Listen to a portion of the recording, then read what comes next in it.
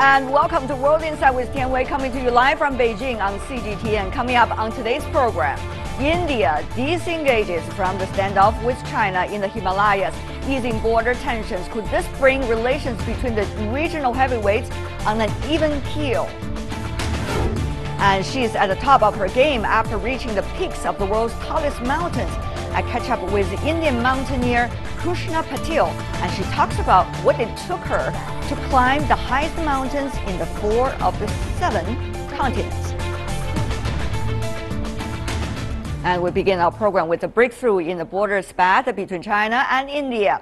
After months of military face-off, India withdrew the troops and equipment from the Donglang Plateau. The withdrawal brings relief to the two powerful and populous neighbors who've been up in arms over the border, restoring peace relations that are critical to regional stability. Before our discussion about where is the relationship heading for between China and India from here, take a look at this. An end to a tense border standoff. After more than 2 months, the Indian military has withdrawn from Donglang Plateau, a part of Chinese territory in the Himalayas. Chinese Foreign Minister Wang Yi, in his remarks on Wednesday, said there were hard lessons learned from the standoff. We hope the Indian side will learn lessons from this incident and prevent similar things from happening again. We hope that through the efforts of both sides, we will maintain healthy and stable momentum for the growth of China-Indian relations.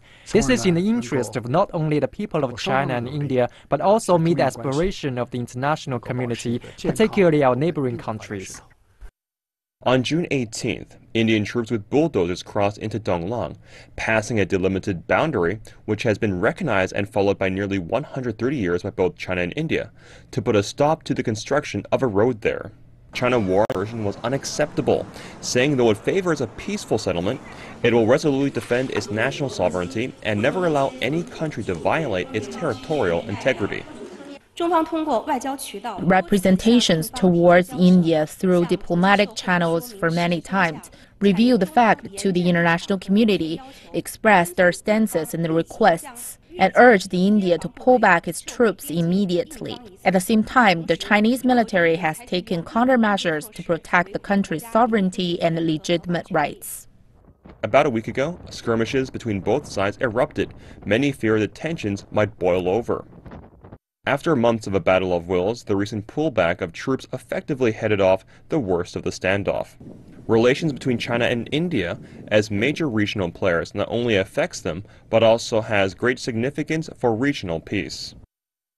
So what does the latest development mean for the relations between China and India? With us in the first half of our discussion, we're going to talk about the military ties in Beijing. We have Mr. Zhu Cheng, who is Chinese military expert. Welcome to our program. Meanwhile, we're also joined in the Beijing studio. Madhav Nalapat, UNESCO Peace Chair and Director of the Geopolitics and International Relations Department at Manipal University. I want to welcome the two of you. What a relief, gentlemen.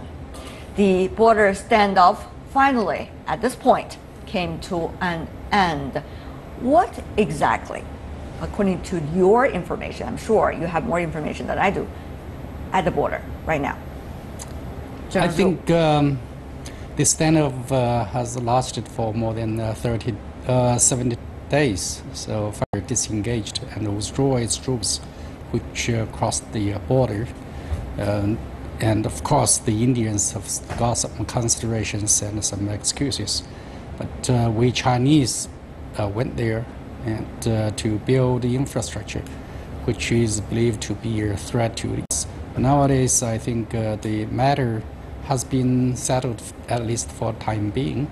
I don't mean it will not happen in the future any longer. So anyway, I think this is a good development and a positive development in the relationship between the two militaries. You heard the voices coming from the Chinese military, General Zhu talking about the latest situation. Professor Nalapat, your assessment? Well, I'd like to say that I have always been confident leadership of our two countries will ensure that this is a peaceful resolution of the situation, because it's completely inconceivable that two countries that have so much to gain from each other and so much to lose by fighting each other would ever go into a position of conflict.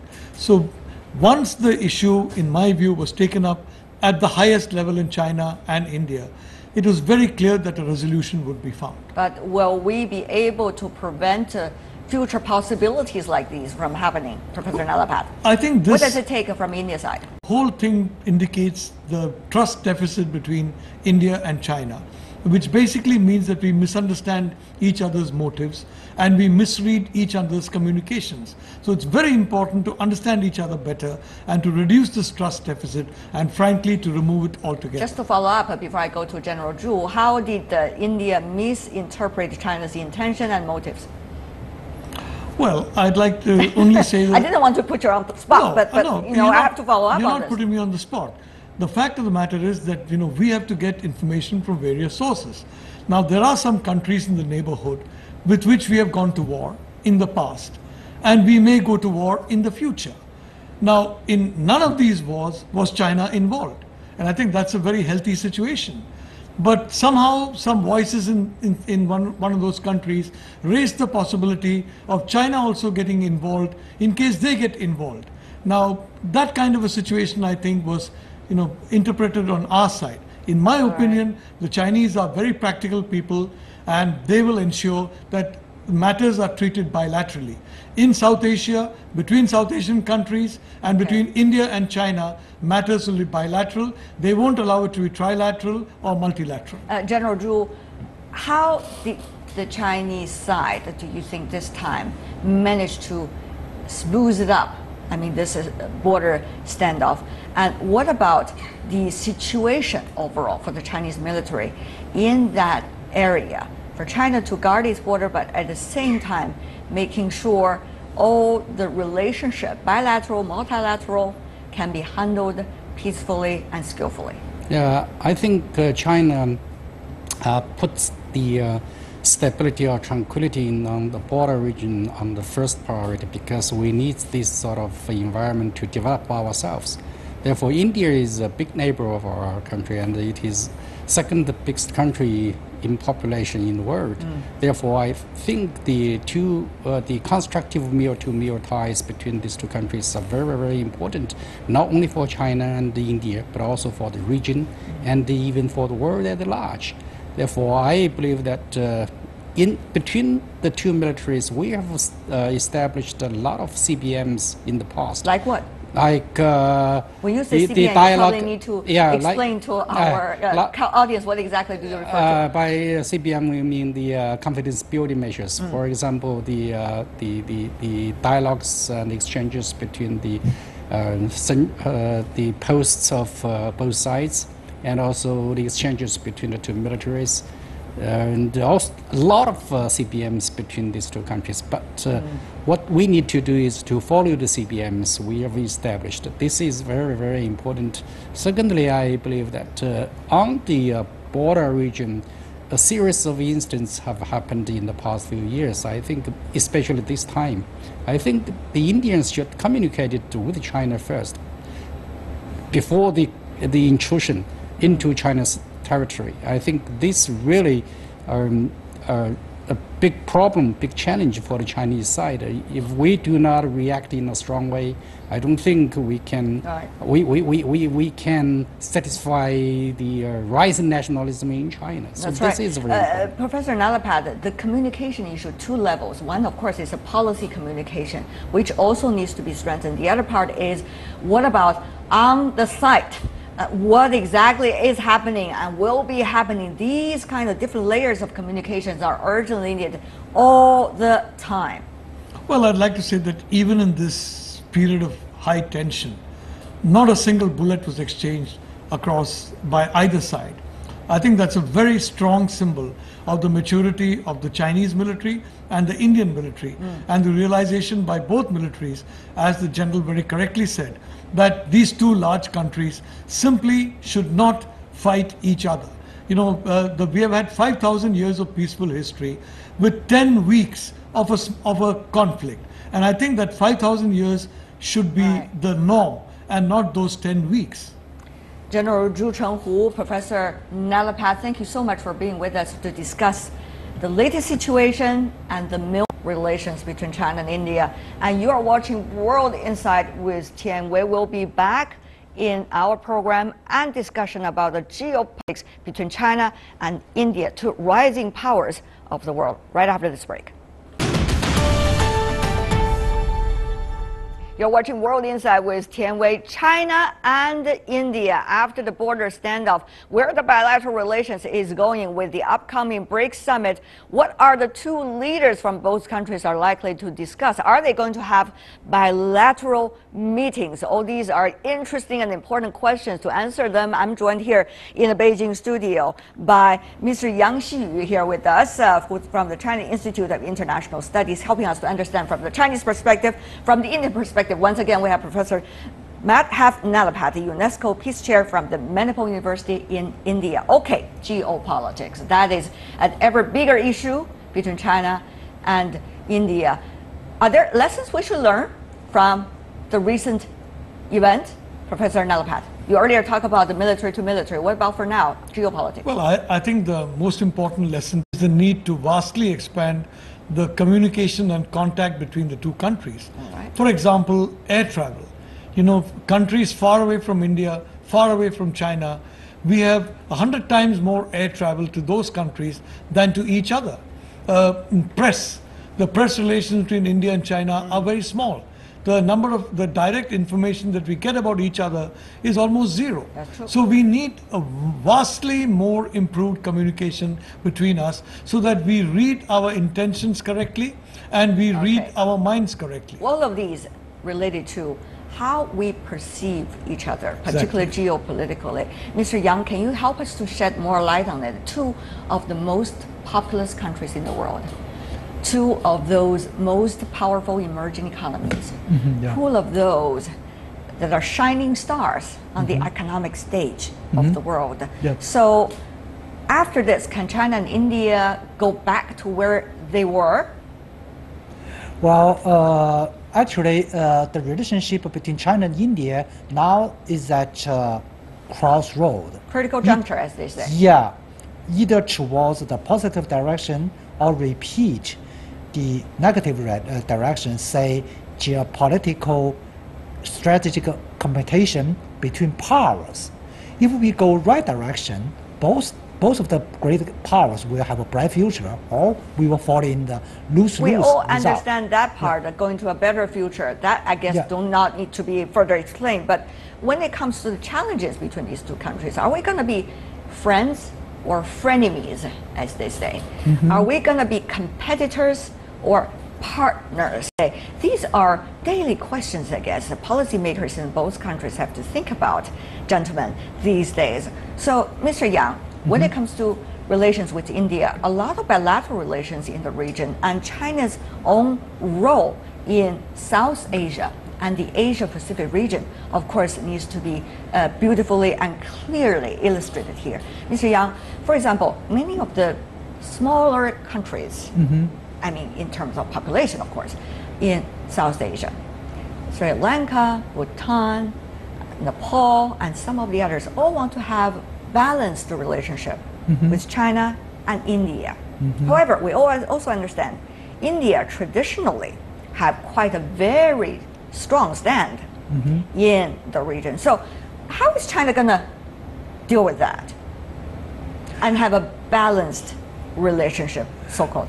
Well, when you talk about balanced relationship, that is the idea still for the smaller countries in this region. But whether or not they can reach the balanced relationship does not only rely on their policy, but also fundamentally rely on what shape or what kind of relationship between the two big powers.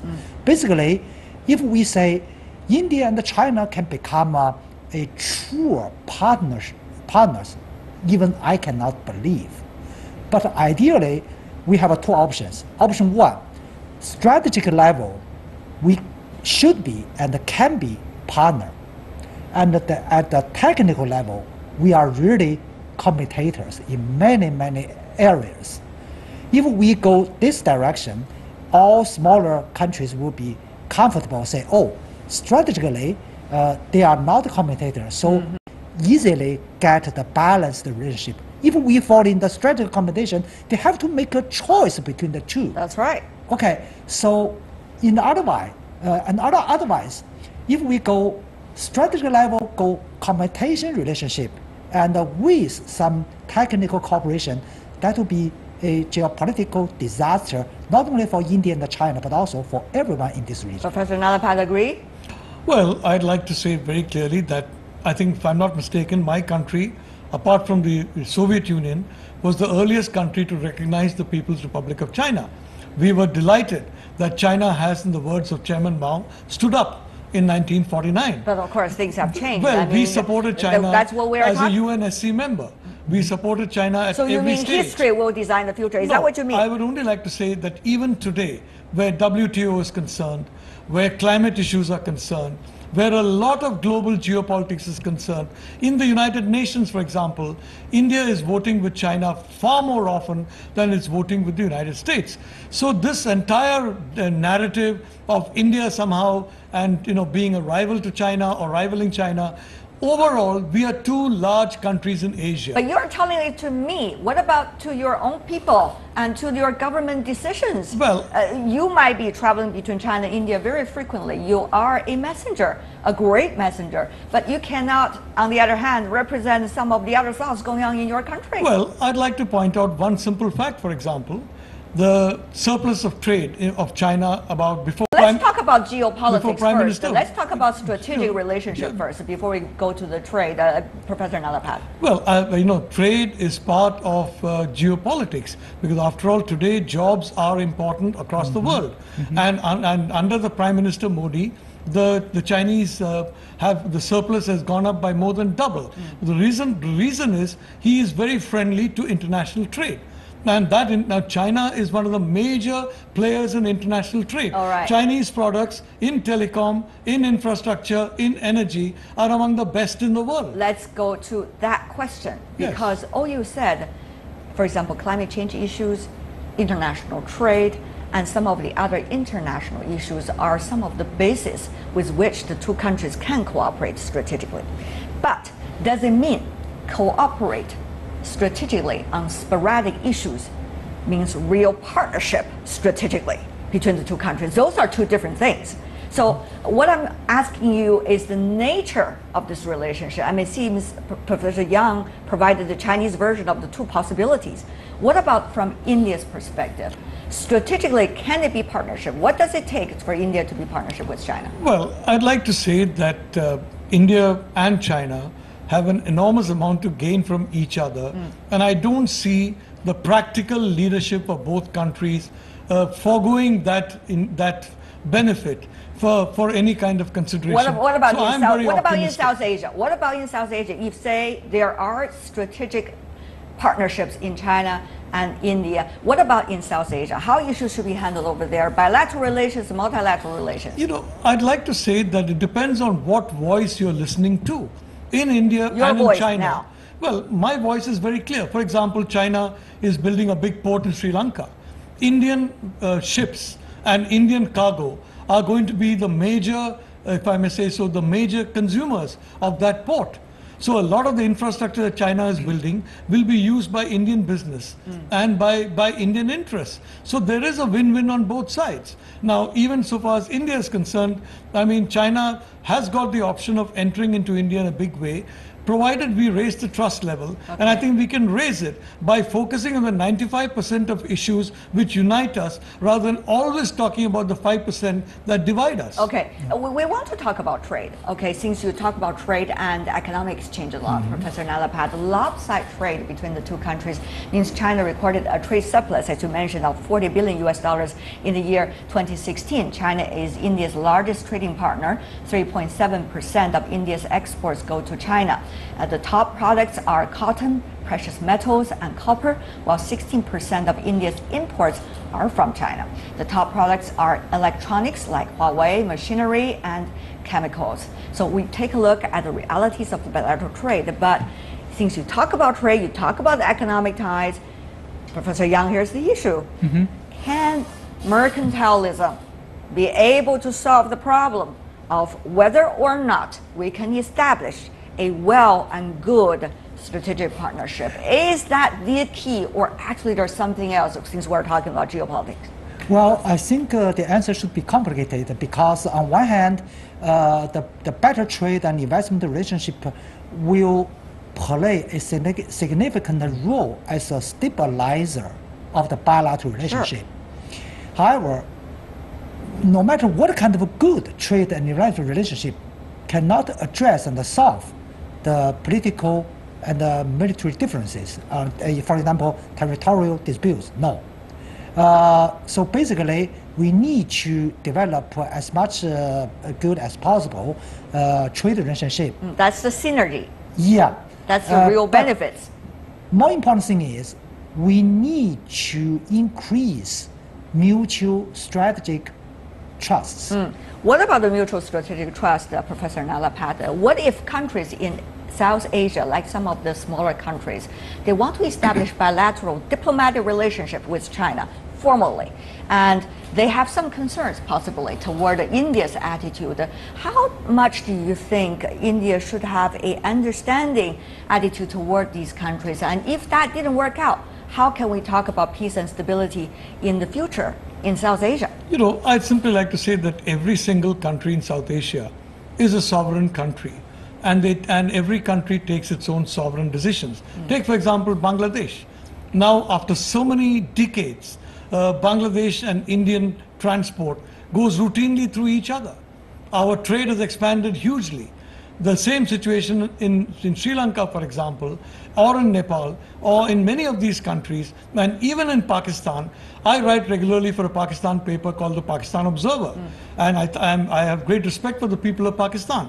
The overwhelming majority of the people of Pakistan, as in India, want peace with India. Okay. So my point is, let us listen voices. And let us not listen to those voices who are constantly talking of tension between us. Okay. Our problem is in the media and everywhere else. We constantly focus on the troublemakers and the troubles and not the good points. All right, let's talk about the good points. That is on the international stage. We see China and India come together on SCO, for the security issue, terrorism, and also some of the other platforms. Also, China, India, members of the G20 summit as well. And now, in the very near future, BRICS summit to happen in Xiamen.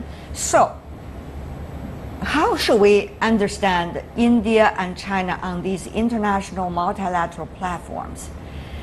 What can we learn from the previous experiences, including Belt and Road Initiative interactions, so that we will have a more well-assessed relationship to expect to begin with, and also to develop from there? Let's go to Professor Nalapat first, very briefly from you, sir, and then we go to Mr. Yang. Well, you know, so far as the Belt and Road is concerned, I would say, quite frankly, the problem that we have been facing is that one part of that goes through a part of territory that we believe is ours, and therefore, in my view, that particular part of the road should not really be called the China-Pakistan Economic Corridor. It can be called some other name, but not the China-Pakistan corridor. So you are saying that some of the bilateral border dispute between India and other countries actually comes into the decision of India toward the Belt and Road Initiative. Mr. Yang, would you like to respond to that? Yes, I think in terms of the name of this corridor, I believe China can be flexible, and just as President Xi Jinping repeatedly addressed, the initiative is inclusive and open. Yeah. So we welcome every partner join in. We hate to see a technical obstacle impede every great participants to take in. Well, I want to add that if this technical obstacle is removed, in my opinion, I think there will be a lot of individuals in India who will strongly support the Belt and Road Initiative. Of course, I think it's a historic initiative. When you say technically removed, that's a phrase, and how to interpret technically removed, that's another issue. Let's move on. Not only Belt and Road Initiative, but rather the BRICS summit. We are expecting something significant. We hope. Yes. Professor Nalapat, you are telling me you have already some predictions of what kind of suggestions the Indian side like to brought up during the summit or during the discussions? Well, I have nothing to do with government, so I'm No. not aware of the government side. But it's my expectation that my Prime Minister, Mr. Narendra Modi, is a very practical individual, and he wants economic development for India. He's also a strong Asian nationalist. And I would say he has found a very good partner in President Xi Jinping, who's a very strong Asian nationalist and a very strong leader and a very practical leader. So I believe these two leaders can work very smoothly together for a win-win situation. Mr. Yang, no secret that Indians are intoxicated by their prime minister.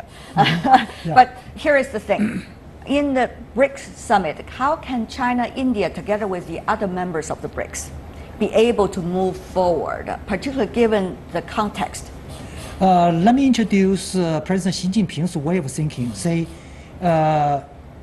community of shared destiny for Asian people, for the global world as a whole. So by this way of thinking, I believe China, led by Xi Jinping, will try the best to contribute, to make the BRICS cooperation as a contributor at a macro level, a positive builder for a better world order and the global institutions, and at micro level, great contributor to the more pragmatic cooperations in every fundamental areas, ranging from the trade, investment, climate change, environment, and anti-terrorism. Every fundamental areas, we try to strengthen the cooperation for common interests. Very interesting discussion, I have to say, and both of you, together with earlier General Zhu Chenghu, have contributed so much. Thank you so much, Yang Xiyu here in China, and Madhav Nalapat from India. Thank you, gentlemen, for being with us. You're watching World Insight with Tian coming to you live from Beijing. Still to come on our program. How did a 5'3" tall young Indian the world's highest peaks? Mountaineer Krushnaa Patil shares with us what it's like at 5,000 meters above sea level and the personal significance of the summit right after this break.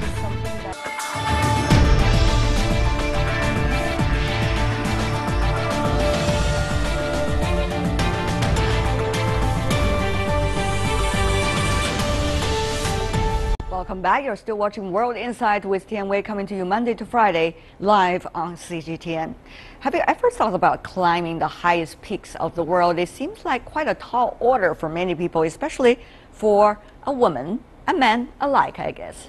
In 2009, Krushnaa Patil, there we go, became the youngest Indian to scale the nearly 9,000 meter tall Mount Everest, the roof of the world. She also remains some of the youngest women in India to do so far. She also has held the distinction of being the first Indian woman to climb the highest mountains in 4 of the 7 continents.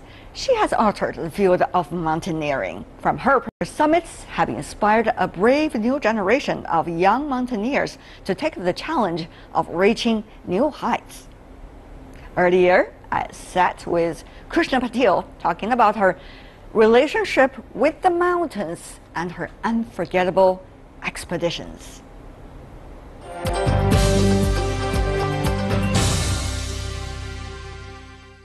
You've been trying to climb the highest 7 mountains on the earth at different continents, and you do that with frequency. 1 month for each. Month, yes. That's amazing. How did you prepare yourself for that? So my expeditions prepared me technically for it, skill-wise.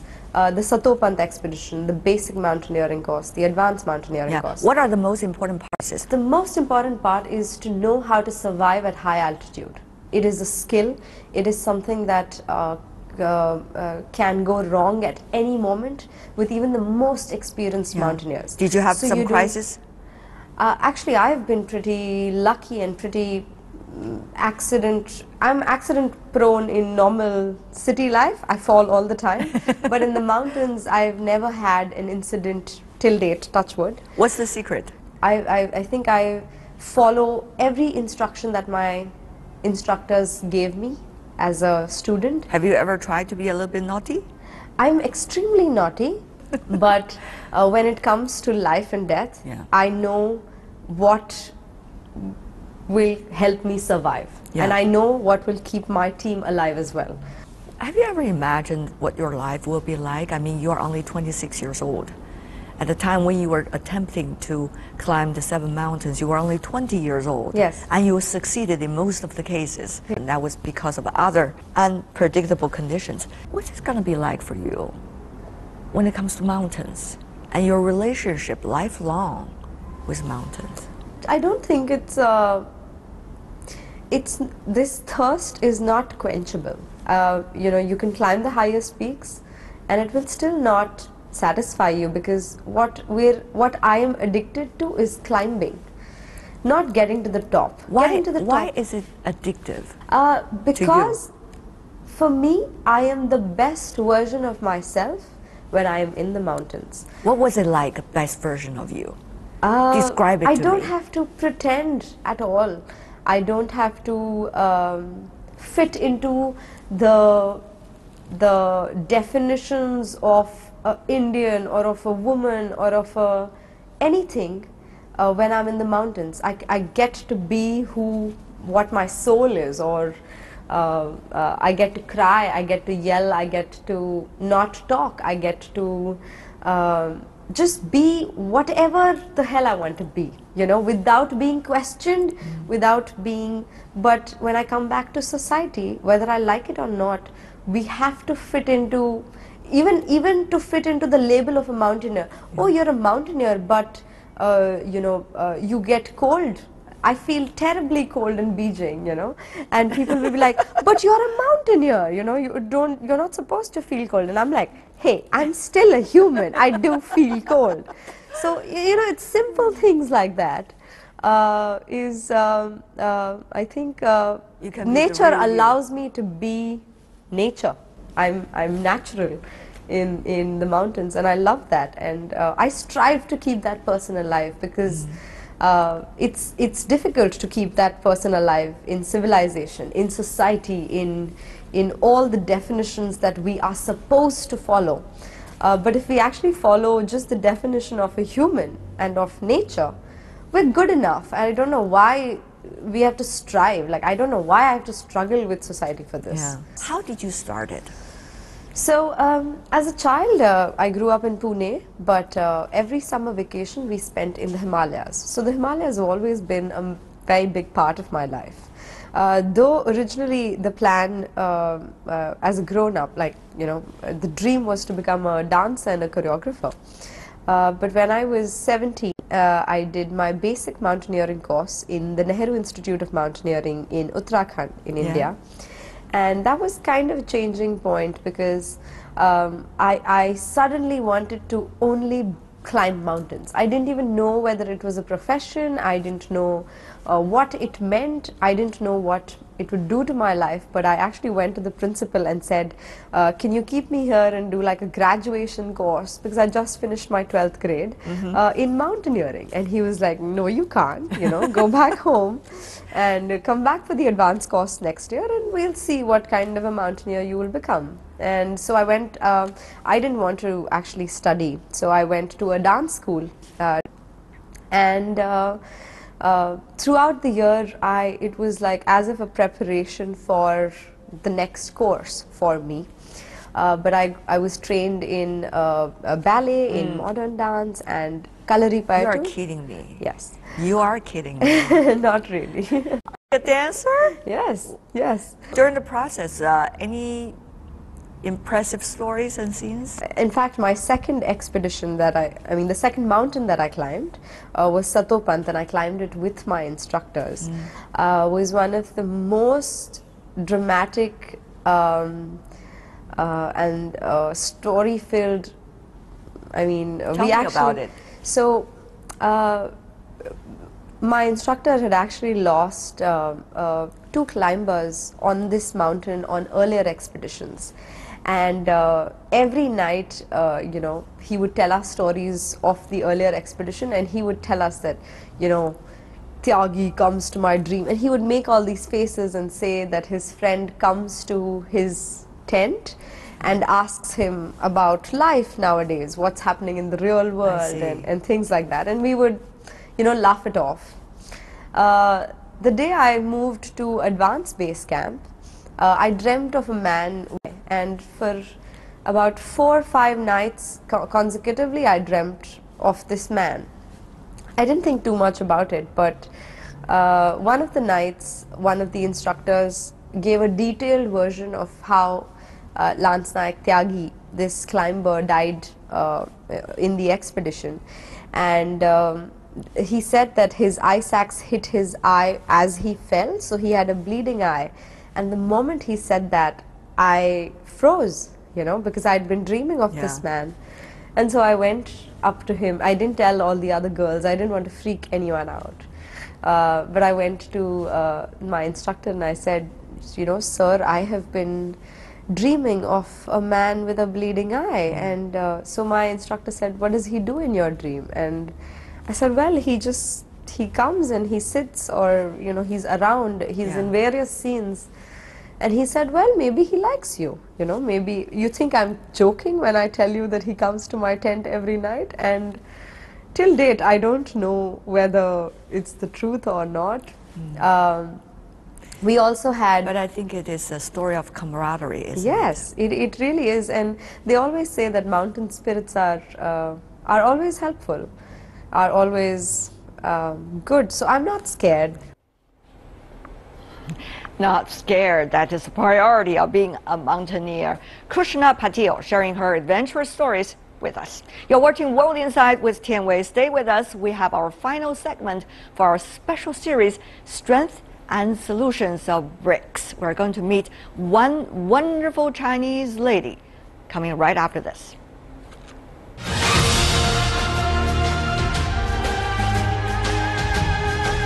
Just actually started our products in Brazil. And we give men and women access to self-employment opportunities. They actually do make friends with each other. Use Xuanzang as a model activities between different people.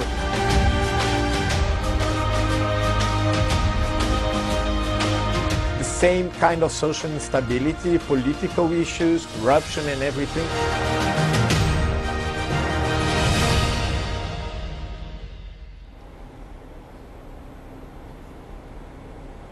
Strengths and Solutions. You're watching World Insight with Tian Wei. That is our special program for the upcoming BRICS Summit. The BRICS Summit will be held in the Chinese city of Xiamen from September the 3rd to the 5th. In the run-up and during the BRICS Summit, we're going to bring you special programs on the realities and on the ground and the future of BRICS. In today's program, we prepared the story of Miss Liu Zhen, a Chinese tech entrepreneur who is fascinated by the future of media and communication. Take a look. Hi, I'm Zhen Liu. I was born in 1980s in China, a period when China is opening its door to the world. As I grew up, I was a very avid reader and very keen to engage with others that would connect me better with the world. At the age of 17, I went to the United States as an exchange student and stayed with an English-speaking host family. It was a very eye-opening experience for me as a high school student. I met and became friends with many people from very diverse cultural backgrounds. And I took a very global mindset from that moment on. After graduation, I worked as a corporate lawyer in Silicon Valley for many years. As a corporate lawyer, I joined Uber to lead its expansion to China. And when I came back, I found that China had been undergoing major changes. And most importantly, I was working with many young people with strong sense of entrepreneurship, just like myself, on solving problems for the markets, on address people's concerns. Last year, I joined ByteDance. What they're doing is to use machine learning to make it easy for people to get the information they need. I believe in our mission to become a global platform for inclusiveness, connecting people and content across borders. And it's also exciting for me to see creators from different countries producing all kinds of short-form video content on our platforms and sharing their perspectives with the users globally. I believe that nothing is more important than communications. Miss Liu Zhen, a fascinating Chinese lady, fascinated by communication across cultures. And that is all the time we have for today. If you'd like to see more, try to find us, World Insights CGTN, into your search engine, or check out our YouTube channel. You can also follow us on Twitter, Facebook, and Sina Weibo. And everyone on the World Insight with Tian Wei team, thanks for watching. Tune in again tomorrow for insights across China and around the world. Good night.